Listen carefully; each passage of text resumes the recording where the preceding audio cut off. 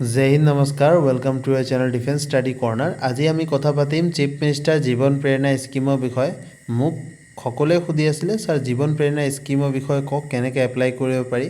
And মই weight কৰি আছিলোঁ যেতিয়া এপ্লাই খুলিব মই আপোনাৰ ইয়াৰ বিষয়ে জনাম। হয় আজি এপ্লাই খুলিছে আৰু ইয়াৰ বিষয়ে মই আপোনাক এতিয়া এই ভিডিঅ'ত এভৰিথিং ইন ডিটেইল জনাম যে আপুনি কেনেকৈ এপ্লাই কৰিব পাৰিব, কেনেকৈ আপুনি এই বেনিফিটটো ল'ব পাৰিব স্কিমৰ। প্ৰথমতে আমি কথা পাতিলোঁ স্কিমৰ বিষয়ে। চিফ মিনিষ্টাৰ জীৱন প্ৰেৰণা স্কিম এইটো ইনিচিয়েটিভ হয় ফ্ৰেছ গ্ৰেজুৱেট যোনবিলাক পাছ কৰিছে এইবাৰ 2025 চনত আৰু যোনে চাকৰি পোৱা নাই সিহঁতক এটা ফাইনেন্সিয়েল এছিষ্টেঞ্চ দিবলৈ। ফাইনেন্সিয়েল এছিষ্টেঞ্চ মানে সিহঁতক ফাইনেন্সিয়েলি সুবিধা দিবলৈ, ঠিক আছে। চ' আমি সকলোৱে গম পাওঁ যোনে চাকৰি পোৱা নাই সিহঁতক পইচাও লাগে, সিহঁতক অলপ ফাইনেন্সিয়েল এছিষ্টেঞ্চ লাগে যে সিহঁতে যদি কিবা জবত এপ্লাই কৰিব বিচাৰি আছে তাতো এপ্লিকেশ্যন ফিজ লাগে। চ' সেইবিলাক যিহেতু কষ্ট হয় সিহঁতক, চ' সেই কষ্ট অলপ কম কৰিবলৈ আৰু পেৰেণ্টছৰ পৰা যোনটো এটা ডিপেণ্ডেঞ্চ আছে সেইটো ডিপেণ্ডেঞ্চটো আঁতৰাবলৈ এইটো স্কিমটো বনোৱা হৈছিলে আৰু বহুত ভাল এটা ইনিচিয়েটিভ হয় আমাৰ অসম গভৰ্ণমেণ্টৰ ফালৰ, ঠিক আছে। চ' ইয়াত লিখা আছে স্কিমৰ অবজেক্টিভ কি হয়, support to fresh graduate for job search, মানে সেই গ্ৰেজুৱেটবিলাকক ছাপৰ্ট কৰিবলৈ যোনবিলাকে চাকৰি বিচাৰি আছে আৰু encourage the fresh graduate for competitive exam. আৰু এই স্কিমে এনকাৰেজো কৰিব, প্ৰোৎসাহন দিব সেইবিলাক ষ্টুডেণ্টক যোনবিলাক ৰিচেণ্টলি গ্ৰেজুৱেট হৈছে আৰু যোনবিলাকে নেক্সট কম্পিটিটিভ এক্সামৰ কাৰণে প্ৰিপেৰেশ্যন কৰি আছে, যেনেকৈ ADRE, APSC, UPSC সেইবিলাক কম্পিটিটিভ এক্সামৰ কাৰণে যদি প্ৰিপেৰেশ্যন কৰি আছে সিহঁতক এইটো স্কিমে ছাপৰ্টো কৰিব। সিহঁতক যোনবিলাক সিহঁতে ষ্টেচনাৰী আছে, বুক, এপ্লাই ফিজ এভৰিথিং এই স্কিমৰ থ্ৰুৰ পৰা হেল্প হ'বলৈ এই স্কিমটো ওলোৱা হৈছে। লগতে empower fresh graduate to pursue self employment, আৰু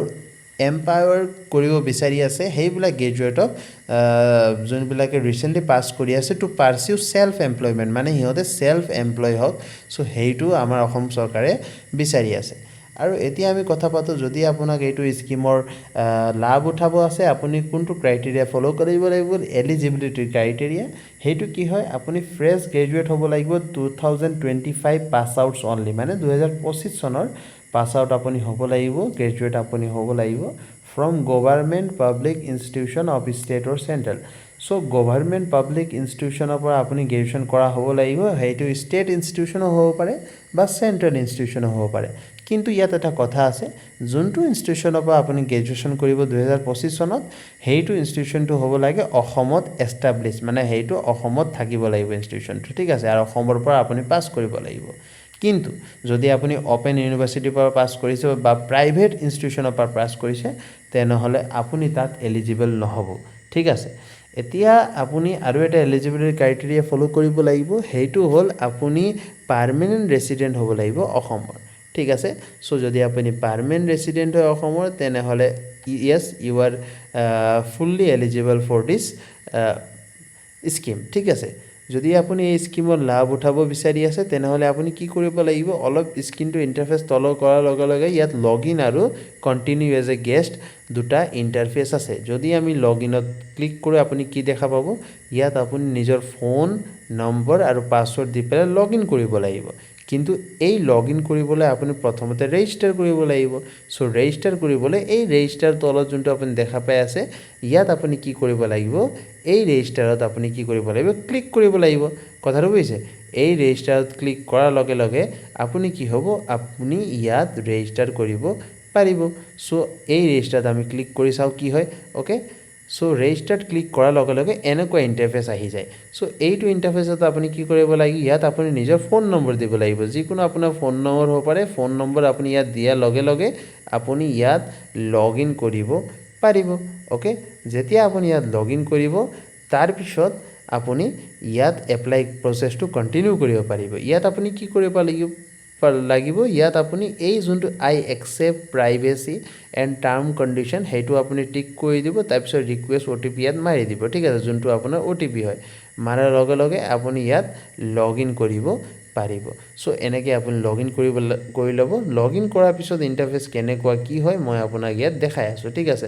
মই ইয়াত গেষ্ট হৈ পেলাই আপোনাক দেখাওঁ, বিকজ মই ইয়াত লগ ইন কৰিব নোৱাৰোঁ যিহেতু মই গভাৰ্ণমেণ্ট এমপ্লয় হয়। চ' মোৰ অলৰেডি চাকৰি আছে, চ' এইটো কাৰণে মই এলিজিবল নহয়। চ' মই জাষ্ট আপোনাক গেষ্ট হিচাপত দেখাই আছোঁ। প্ৰচেছটো আপোনাক বুজাই দিম, আপুনি লগ ইন কৰি ল'ব, তাৰপিছত এনেকুৱা আপোনাৰ ইণ্টাৰফেচ আহিব। ইয়াত আপুনি কি কৰিব লাগিব ইয়াত আপুনি মেল ফিমেল ট্ৰান্সজেন্ডাৰ আপুনি যি কেটেগৰী জেন্ডাৰ হয় আপোনাৰ সো সেই জেন্ডাৰটো আপুনি ক্লিক কৰিব মই হয় মেল তো মই মেল ক্লিক কৰি আছো তাৰ পিছত আপোনাৰ এজ গ্ৰুপ ইয়াত আপুনি ক্লিক কৰিব সো এজ আপোনাৰ যিমান হয় সেই হিচাপত ক্লিক কৰিব আপুনি মই 21 আৰু 60 বিষয় হয় এইটো মাজত আছো সো মই এইটো ক্লিক কৰিম কৰাৰ লগে লগে আপোনাৰ ৰিলিজন কি হয় ৰিলিজন ক্লিক কৰিব মোৰ ৰিলিজন হিন্দু হয় আৰু মোৰ কেটেগৰী কি হয় মোৰ কেটেগৰী ওবিসি হয় আপোনাৰ যি হয় এসটি এসসি ওবিসি এটো ক্লিক কৰিব পাৰে তাৰ পিছত খুদি আছে আর ইউ ডিফারেন্টলি এবল্ড মানে আপুনি ডিজেবল হয় আপুনি ডিফারেন্টলি এবল্ড হয় নেকি আপোনাৰ কিবা দিব্যাংগ কেটেগৰীত আপুনি আছে নেকি যদি আছে তেনেহলে ইয়েস দবাব যদি নাই ইয়াত নো দবাব মই নহয় সো নো দবাইছো তাৰ পিছত মই কি কৰিম মোৰ একাডেমিক কোৱালিফিকেশন বিচাৰি আছে এতিয়া আপোনাৰ একাডেমিক কোৱালিফিকেশন কি হয় আপুনি প্ৰাইমেৰী পাস হয় নে আপুনি মিডল পাস হয় নে আপুনি মেট্ৰিক পাস হয় বা আপুনি পোষ্ট মেট্ৰিক পাস হয় তাৰ পিছত যি হয় হেটো টিপিব আপুনি মই হয় পোষ্ট মেট্ৰিক পাস আৰু মোৰ আছে গ্ৰেজুৱেচন তো মই গ্ৰেজুৱেচন অৰ ইকুইভ্যালেন্টত ক্লিক কৰি দিম তাৰ পিছত মই কি কৰিম ইয়াত মোক মাৰ্চিয়েল ষ্টেটাস খুদি আছে মেৰিচিয়েল ষ্টেটাস মানে আপুনি মেৰিড হয় নে আপোনাৰ বিয়া হৈছে নে নাই আপুনি আনমেৰিড হয় যদি বিয়া হোৱা নাই যে আনমেৰিডত ক্লিক কৰিব যদি আপুনি বিধৱা হয় বা ডিভোৰ্সি হয় ইয়াত ক্লিক কৰিব পাৰে মই আনমেৰিডত ক্লিক কৰোঁ তাৰ পিছত select your relationship with manager on whom you are dependent এতিয়া যদি আপুনি যাৰ লগত ডিপেন্ডেন্ট আছে আপোনাৰ ৰিলেশন কি হয় হে তাৰ লগত হেইটো আপুনি ইয়াত টিপিব লাগিব যেহেতু আপুনি এতিয়া চাকৰি পোৱা নাই নিশ্চয় আপুনি দেউতা বা মাৰ ওপৰত ডিপেন্ডেন্ট আছে যদি নিজেই যদি তেনেকুৱা চাকৰি কৰে তেনে সেলফ টিপিলেও হৈ যাব কিন্তু মই আশা কৰো যে মা আৰু দেউতাৰ ওপৰতে এটা ডিপেন্ডেন্ট থাকিব বেছিভাগ সো সেই হিচাপত মই মাদাৰ টিপিলো বা ফাদাৰ আপুনি টিপিব পাৰে ঠিক আছে তাৰপিছত select the occupation category of the person you are dependent upon যাৰ ওপৰত আপুনি ডিপেন্ডেন্ট আছে তাৰ অকুপেশন ক্যাটেগরি কি হয় আপুনি টিপিব মই জাস্ট কিবা এটা টিপি দিও তাৰ পিছত আপোনাৰ ইকোনমিক স্ট্যাটাস বিচাৰি আছে আপোনাৰ ইকোনমিক স্ট্যাটাস কি হয় আপুনি এপিএল হয় নে আপুনি বিপিএল হয় সো সেই হিচাপত আপুনি টিপিব ঠিক আছে টিপাৰ লগে লগে আপোনাৰ এৰিয়া কোড হয় আপুনি কোড থাকে এতিয়া আৰবান এৰিয়াত থাকে নে ৰুৰাল আৰবান মানে চহৰীয়া এৰিয়া ৰুৰাল মানে গাঁৱলীয়া এৰিয়া সো যি হয় সেই হিচাপত আপুনি টিপি দিব ঠিক আছে তাৰ পিছত আপোনাৰ যোনটো ঘৰ আছে হেইটো ঘৰ কি হয় কচ্চা ঘৰ হয় নে পাক্কা ঘৰ হয় হেইটো আপুনি টিপিব যদি ঘৰে নাই তেনে ননত টিপি দিব সো কচ্চা ঘৰত ক্লিক কৰি দিলো মই তাৰ পিছত ইয়াত কি লিখি আহিলে ইয়াত লিখি আহিলে যে হয় আপুনি এই দুটা স্কিমৰ কাৰণে এলিজিবল আছে সো মই চাও মই কোনটো স্কিমৰ কাৰণে এলিজিবল ইয়াত দেখুৱা আছে যে মই চিফ মিনিষ্টাৰ জীৱন প্ৰেৰণা স্কিমৰ কাৰণে এলিজিবল সো যদি মই ইয়াত ক্লিক কৰো চিফ মিনিষ্টাৰ জীৱন প্ৰেৰণা স্কিম ইয়াত কি লিখা আহি আছে this information will help us to provide you detail মানে ইয়াত আপুনি ডিটেইল দিব লাগিব ইয়াত খুদিছে আৰু পাৰ্মানেন্ট ৰেসিডেন্ট অফ আসাম হয় মই পাৰ্মানেন্ট ৰেসিডেন্ট হয় আসামৰ ইয়েস দবালো আৰ ইউ এমপ্লয়েড নে আনএমপ্লয়েড আপুনি চাকৰি আছে নে আপোনাৰ চাকৰি নাই আৰু মই সকলোকে কওঁ যে আপুনি আনএমপ্লয়েড ক্লিক কৰিব বিকজ এইটো যোনটো স্কিম আছে ইয়াত এমপ্লয়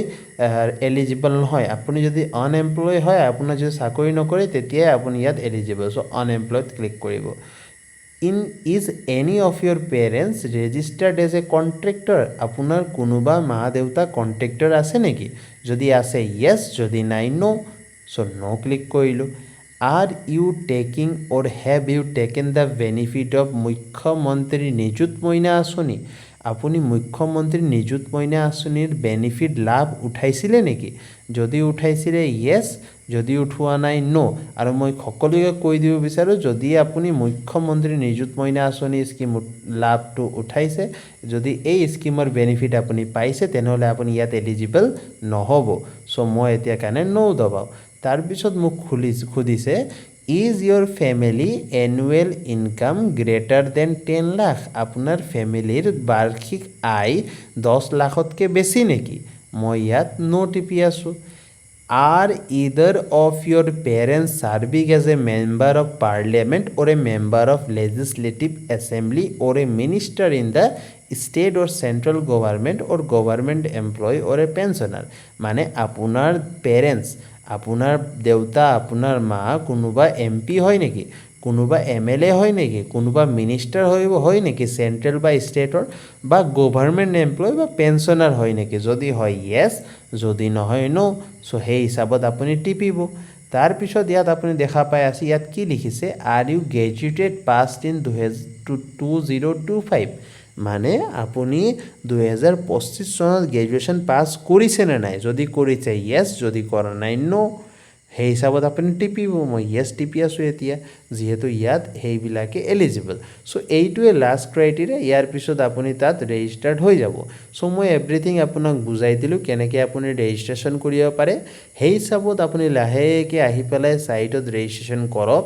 ডেছক্ৰিপশ্যনত লিংক দিয়া আছে সকলোৱে গৈ পেলাই লিংকত ক্লিক কৰি পেলাই ফটাফট এতিয়া ৰেজিষ্ট্ৰেশ্যন কৰি দিয়ক ঠিক আছে চ' আশা কৰোঁ সকলোৱে এতিয়া ডাউটটো ক্লিয়াৰ হৈছে আৰু যোনটো টেনশ্যনত আপুনি আছিলে যে এপ্লাই কেনেকৈ কৰিব পাৰি কি হিচাপত এপ্লাই কৰিব পাৰি আশা কৰোঁ সকলোৱে এই টেনশ্যনৰ পৰা এতিয়া আঁতৰি যাব আৰু সকলোৱে নিজৰ এপ্লাইটো এতিয়াই কৰি ল'ব চ' আজিৰ কাৰণে ইমানে আছিলে নেক্সট এনেকুৱা ভিডিঅ'ৰ কাৰণে টিউন থাকিব জয় হিন্দ জয় ভাৰত